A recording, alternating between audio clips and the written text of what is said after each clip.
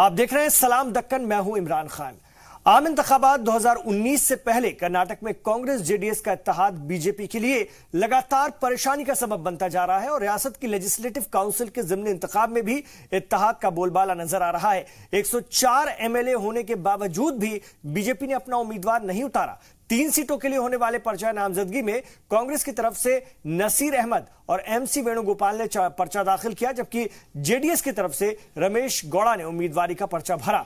जांच के बाद 4 अक्टूबर को नतीजे का ऐलान होना है, जिसके बिला मुकाबला मुंतखब होना इसमें तय हो गया है। वाज़ेह है कि 3 एमएलसी सीटों के लिए इंतखाब असेंबली के लिए मुंतखब होने के बाद हो रही है, जिसमें कि 3 कांग्रेस के जी परमेश्वर, जबकि बीजेपी के केएस ईश्वरप्पा और वी सोमन्ना ने इस्तीफा दे दिया था। याद रहे कि मौजूदा असेंबली में बीजेपी के 104 अरकान हैं, जबकि कांग्रेस और जेडीएस को मिलाकर के 118 एमएलए हैं। मौजूदा हालात को देखते हुए कांग्रेस लीडरान का जोश काफी बुलंद नजर आ रहा है। 4 साल के बाद फिर काउंसिल जाने का मौका मिला है। इससे पहले भी 12 साल काउंसिल में रहने का मौका मिला था और अल्हम्दुलिल्लाह काफ़ी ख़ासकर अक़लियतों के जो मसाइल हैं उसके बारे में फिर एक सबको साथ में लेकर, जितने भी एमएलएस हैं और एमएलसीस हैं उनको सब साथ में लेकर हर मुमकिन कोशिश करने का एक मौका मिला है। तो मैं भरपूर कोशिश करूँगा, जो भी मसाइल हैं और जो भी मतलब इश्यूज़ हैं उसके बारे में बहस करेंगे और हुकूमत के ऊपर दबाव डालेंगे उसको सब इम्प्लीमेंट करने के लिए। कांग्रेस पार्टी ने हमारे मुसलमानों के ऊपर एक चाहत मोहब्बत रख के हमारे लीडर नसीर अहमद साहब को एमएलसी का दिया गया, नॉमिनेशन किए, और एक वेणुगोपाल करके, और एक जेडीएस से 3 कैंडिडेट हमारे। बीजेपी जो है नॉमिनेशन नहीं भर रही है इस बार। नहीं, हमको मालूम था बीजेपी के नंबर्स नहीं है। बीजेपी को क्या है, हम लोग अभी कांग्रेस और जेडीएस मिला के 118 है हम लोग, बीजेपी 104 है। अभी 104 में कैसे जीत सकते हैं? वो लोग कोशिश किए, कुछ तो एमएलए को लेके क्रॉस आउट करने का कोशिश किया। जब वो कामयाब नहीं हुए तो अभी वो कैंडिडेट नहीं डालना करके डिसाइड किया। अगर कैंडिडेट डालेंगे तो हारेंगे ज़रूर। वो माइनॉरिटी को एक नुमाइंदगी दी है और कांग्रेस पहले से अक़लियतों को नुमाइंदगी देती आई है और कांग्रेसी जो मुसलमानों के जो तहफ़्फ़ुज़ और जो जमहूरी हुकूक़ हैं उन्हीं की तरफ से यहाँ मुसलमानों के जमहूरी हुकूक़ मिल रहे हैं। जो 3 सीट एमएलसी से एमएलए बनने की वजह से जो खाली हुए थे, कांग्रेस से ये उम्मीद थी कि जहां हमारी तादाद असेंबली में भी कम हुई थी तो फिर से नसीर अहमद साहब को मौका दिया है। मैं सबसे पहले पार्टी हाईकमान का मैं शुक्रगुजार हूँ। अक़लियतों को रिप्रेजेंटेशन अपर हाउस में देना लाजमी है, क्योंकि अक़लियतों के नुमाइंदे डायरेक्ट इलेक्शन जीत के आने में लगातार दिक्कतें पैदा हो रही हैं। जिस तरह से माहौल पैदा हुआ है, जिस तरह से तासुब हर जगह हो रहा है, उसमें बहुत दिक्कतें आ रही हैं। तो इसीलिए पार्टी ने जब असेंबली इलेक्शन हो रहे थे, जब भी डिसाइड की थी कि ज़्यादा से ज़्यादा मुस्लिम नुमाइंदों को या अक़लियतों के नुमाइंदों को ज़्यादा से ज़्यादा एमएलसी या राज्यसभा में लेके आएंगे या चेयरमैन्स में उनको अकोमोडेट करेंगे करके। तो कांग्रेस का दावा है कि ज्यादा से ज्यादा एमएलसी में मुसलमानों को भेजने की कोशिश है एमएलसी के तौर पर, क्योंकि कहीं ना कहीं असेंबली में मुसलमान जब उतरते हैं तो तासुब के चलते उन्हें नुकसान होता है। ऐसे में ये एक वाहिद रास्ता है। शाहिद काजी हमारे रिपोर्टर बेंगलुरु से हमारे साथ जुड़ चुके हैं, उनसे बात करेंगे फोन लाइन पर। शायद बीजेपी ने एक तरह से क्लीन स्वीप क्यों दे दिया? 104 मेंबर होने के बावजूद भी क्यों नहीं वो फाइट कर रही है?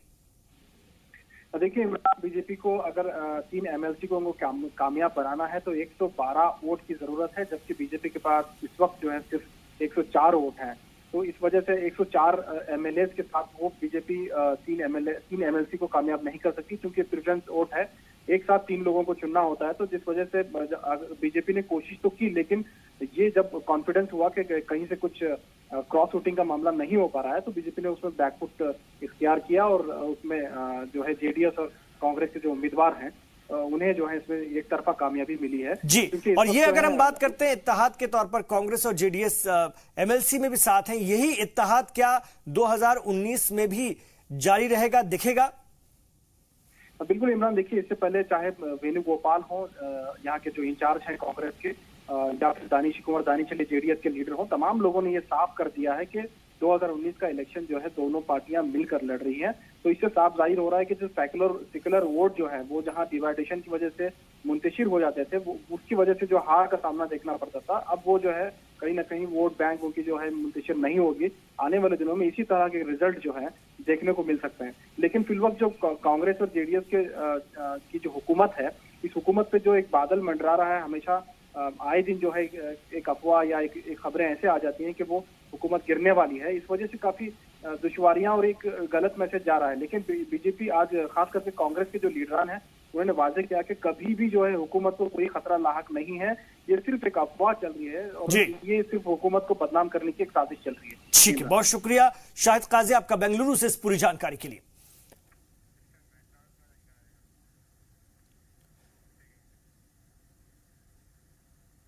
इधर मुल्क का एक बड़ा मुद्दा बनता जा रहा राफेल डील का मामला कर्नाटक में भी गूंजने लगा है। रियासत पहुंचे कांग्रेस एमपी केसी वेणुगोपाल राव ने वजीर मालियात अरुण जेटली के इल्जामात पर काफी नाराजगी जाहिर की। उन्होंने कहा कि अगर 2G बोफोर्स जैसे मामले की जांच हो सकती है तो राफेल डील की जांच से मरकज क्यों घबरा रही है। वाज़ेह है कि कल अरुण जेटली ने पूरे मामले में राहुल गांधी और फ्रांस के साबिक सदर ओलांद के बीच साजबाज का इल्जाम लगाया था, जबकि उससे पहले साबिक फ्रांसीसी सदर के दावे के बाद राफेल को लेकर मोदी हुकूमत परेशानी में घिरती नजर आ रही है। All the frustrated mind, showing the frustrated mind of the BJP people, especially Prime Minister Narendra Modi and Arun Jaitley ji. What they told earlier, now it is already now is revealed that it is baseless. This is the revelation of the French president, former French president, is actually substantiating our allegation. What Rahul Gandhi, of course Rahul Gandhi hugged the Prime Minister as an individual. Why he hugged? After making serious charge against on Rafael, against the Prime Minister, he want to show that this is not a personal threat. This is a serious corruption allegation against the Prime Minister. That has to be shown to the nation. While Arun Jaitley ji is distorting the subject now, let us have an inquiry. Why you are worrying? Let us have an inquiry. Let us have a JPC inquiry. You have put inquiry on this 2G. You have put inquiry on Bofors. Everything you have put inquiry. और आंध्र प्रदेश में माओवादियों का एक बार फिर जालिमाना चेहरा सामने आ गया। विशाखापट्टनम से 125 किलोमीटर दूर अराकू के एक गांव में तकरीब के दौरान नक्सलियों ने हमला बोल दिया। गोलीबारी के दौरान एमएलए सर्वेश्वर राव और साबिक एमएलए एस सोमा बुरी तरह से जख्मी हो गए। डॉक्टरों की जानिब से उनके मरने की तस्दीक के साथ पूरी रियासत में कोहराम मच गया, जबकि महलूक का कुनबा हैरान है कि क्या आवाम की खिदमत की यही सजा मिलती है। रियासत के अराकू हलके से एमएलए सर्वेश्वर राव अपने हलके के बासर लीडर थे। राव पहले वायएसआर सीपी में थे, जो बाद में टीडीपी में शामिल हो गए थे। इससे पहले भी सर्वेश्वर को माओवादियों से धमकियां मिलती रही थी, लेकिन उन्होंने इस पर गौर नहीं किया। मामले की जांच में जुटी पुलिस का कहना है कि माओवादियों ने इन कत्ल को अंजाम दिया है, जिसके बाद इनके हामियों में जबरदस्त गुस्सा देखा जा रहा है। जहां घर वालों का बुरा हाल है, वहीं टीडीपी इसे कायराना हरकत बता रही है। One second. How do you think about it? Really bad. I can't really express it at all. I feel like I'm broken. We are broken, and I really miss him a lot. Really, I love him. That's it. Did he say anything about this incident? No, he didn't say anything about this. I didn't even imagine this could take place. Not even a hint he has given us, and there was no prior warnings or such, as far as my knowledge.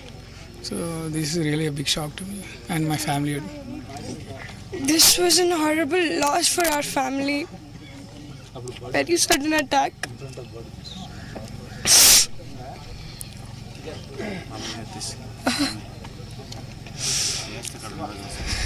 Everyone he loves, everyone would miss him a lot. He was serving for his people. The whole lifetime he did for his people and died for his people. And left us. Only the people can now help us get out of the situation. he always said he was a stubborn kid and a stubborn person, and I'm his daughter, being following his attitude, being his daughter, I'm also stubborn like him. मुल्क में mob lynching जैसे वाकयात रुकने का नाम नहीं ले रहे हैं और ऐसे गैर इंसानी नजारे अब साउथ की रियासतों में भी आम होते जा रहे हैं। कुछ ऐसा ही वाकया तमिलनाडु के करूर जिले में पेश आया, जहां पर मोबाइल फोन चोरी के शुबे में लोगों ने एक 15 साला नौजवान को पीट पीट कर मौत के घाट उतार दिया। पुलिस के मुताबिक वो लड़का छोटी मोटी चोरी करता था, जिस बिना पर लोगों को शक हुआ कि गायब मोबाइल उसी ने चुराए होंगे और फिर पूछताछ के लिए पुलिस पहुंची और भीड़ देखकर उसकी वालिदा तो वहां से चली गई, लेकिन जब वो वापस आई तो उनका बेटा मर चुका था, जिसके बाद बदन पर चोट के उनके साफ निशान दिखाई दे रहे थे। खबर मिलने पर मौके पर पहुंची पुलिस ने मामला दर्ज करके जांच शुरू कर दी है।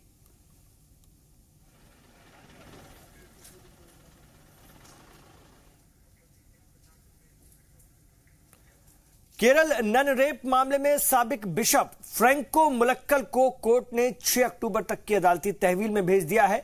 आज पेशी के दौरान भारी भीड़ को देखते हुए पुलिस ने हिफाजत के सख्त इंतजाम किए थे। आपको बता दें कि लंबी पूछगछ के बाद क्राइम ब्रांच ने बिशप फ्रैंको मुलक्कल को गिरफ्तार कर लिया था और पुलिस कार्रवाई से नाराज लोग लगातार क्राइम ब्रांच दफ्तर के सामने मुजाहरा कर रहे थे।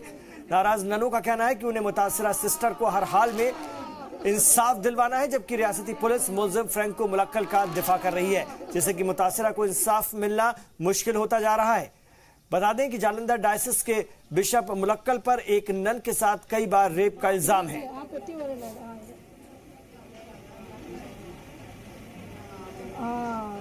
Not raised any objections before the honorable court. We only stated that the police persons has seized the dress which was wear by the accused person hearing.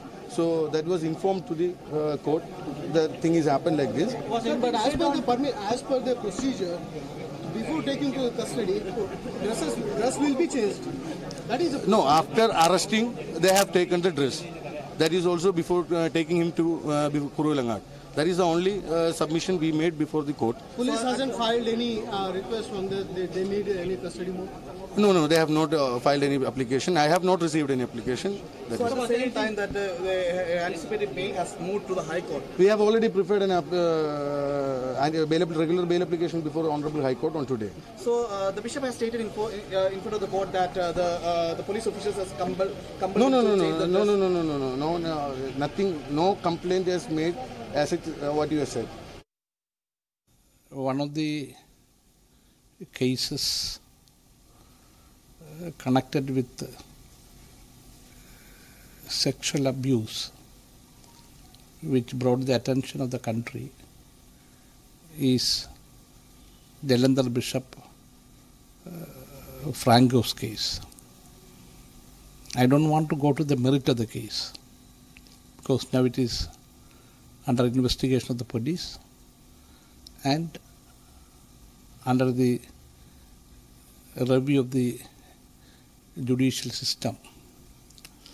I have got full faith in the judicial system in the country, as well as I am confident that Kerala police, which has irrespective of the political situation in Kerala. Bishop Franco has finally been arrested. Nearly 3 months have passed since the nuns have filed a complaint against Bishop Franco, and he has been charge sheeted with rape. It's understood that he is raped not only one nun, but he has used many women because he is very powerful, and these poor nuns are under him. And now just look at the bishops and higher up in the hierarchy in the monastery. They are amassing wealth like anything. They travel by Benz, Audi, Pajero and whatnot, and they are like the CEOs of multinational companies with assets running into billions and billions of rupees. Look at the chapels constructed by them. Each and every chapel cost about 35 crores, 50 crores, and what did Jesus himself live for? A simple person. I believe that the state government put simple laws, in front of the bishop, and the judicial custody will not be extended another 2-3 days. So he will get the bail within from any court as per my knowledge. So the government, the state government and the CPM has been given a chance to the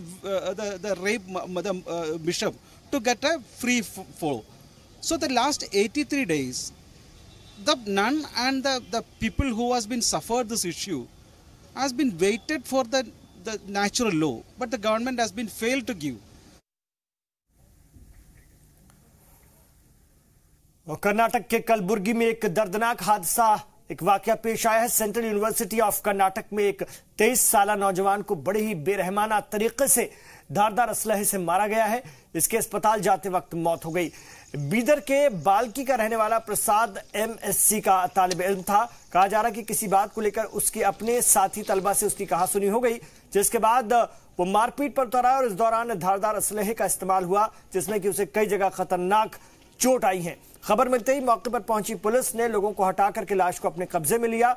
इस दौरान वहां पर काफी देर तक हंगामा होता रहा। हालांकि पुलिस का कहना है कि कातिल बहुत जल्द उनकी गिरफ्त में होंगे। About 23 years, he is allegedly assaulted, stabbed and killed by 2 unknown persons, as one of the eyewitnesses say, well within the premises of Central University, Karnataka. So the deceased boy is about 23 years old. His name is Prasad. He is from Balki, some village nearby Balki Taluka of Bidar district. So he has finished his MSc and he has been working with some firm in Hyderabad, and he has come to celebrate his birthday with one of his friends who also happened to be a student in the Central University, Karnataka.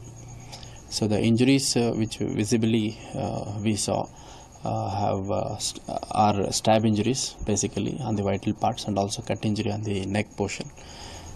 So it appears that with some sharp weapon, the assault has been made and the boy got killed. और तेल के दामों में लगातार तेजी के बीच आज भी तेल के दाम बढ़ाए गए हैं। इस मामले में तेलंगाना के लोगों का क्या कहना है, यह हम बड़ा अहम सवाल है। मोदी हुकूमत उनके साथ धोखा कर रही है। उनका कहना है अच्छे दिन लाने का वादा करके इख्तिदार में पहुंची मौजूदा हुकूमत अवाम को लूट रही है, यह कहना है लोगों का। लोगों का कहना है कि 2014 में डीजल पेट्रोल भी एक अहम मुद्दा रहा है, जिसे कम दाम पर अवाम को फराहम कराने का बीजेपी ने वादा किया था, लेकिन इख्तिदार में पहुंचने के बाद वो सारे वादे भूल गए। वहीं उन्होंने रियासती हुकूमत पर भी सवाल उठाते हुए अपनी बात कही है। वाज़ेह है कि दाम को लेकर अवाम की नाराजगी के बाद कई रियासतों ने अपने टैक्स कम किए हैं, जिसमें आंध्र प्रदेश की चंद्रबाबू हुकूमत भी शामिल है। वो पेट्रोल रोज रोज बढ़ रहे हैं और उसका बढ़ के जाते कितना होता और एक 5 साल के बाद कितने होता, ये इसको कुछ भी करना पड़ता, रोकने को कोशिश करना। दूसरा कंट्री में कम है, अपना इंडिया में तो ज़्यादा है और हैदराबाद में भी ज़्यादा है। ऐसा गरीबों को जितने को कैसा प्रॉब्लम होता, कुछ भी कर सकते, अच्छा रहता। Actually, nowadays we are seeing that day by day there should be a difference in the paisas or rupees. However, it is a burden on the common man. As for me, I have to roam daily 50 to 60 kilometers in the city. So I think that there should be constant price for few months, but nowadays we are seeing that day by day there is a variation in the price. Actually, petrol and diesel hike or price, they sometimes even we have seen while reaching 90, 100, they reduce the price. It depends upon international market, and also taxes. Everybody knows, state and central. तो सलाम दक्कन के इस शुमारे में अभी इतना ही, लेकिन जी सलाम पर खबरों का सफर जारी है। आप रहिए जी सलाम के साथ।